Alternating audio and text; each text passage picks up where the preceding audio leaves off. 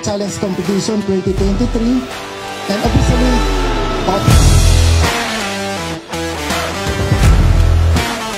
I further solemnly declare that each game is a friendly contest, not in spirit. Ito po, itong aming ginagawang Fire Olympics, isa po ito sa mga paghahanda na aming ginagawa. Parte po ito ng aming OLP, yung tinatawag namin Offline Ligtas na Pamayanan.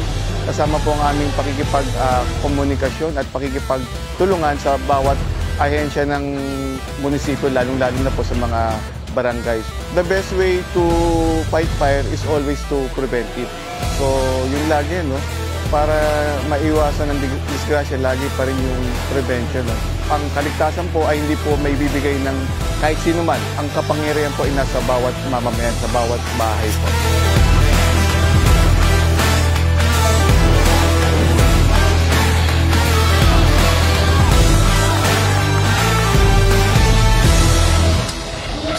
Every 6 months, nakakaroon po tayo ng Combat Challenge Competition para tuloy-tuloy po natin makita ang ating standard sa ating pagresponde sa ating mga kababayan, sa ating mga kabarangay para sila ay laging handa sa anumang sakuna, especially sa sunog.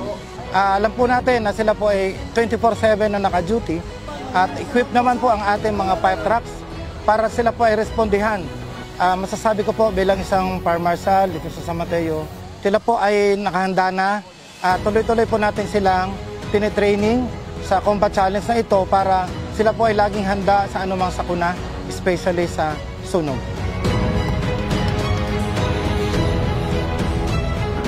Okay naman po, masaya. At marami po natutunan ko yung mga kasama ko, lalo at mga bago pa.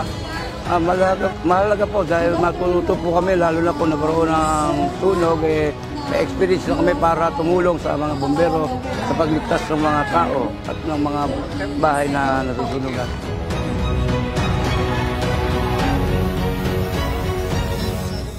First time namin sumali ng may ganitong event. Kaya exciting ang team na ano kami, na enhance kami kung anong dapat namin gawin upang makatulong sa mga kapwa namin.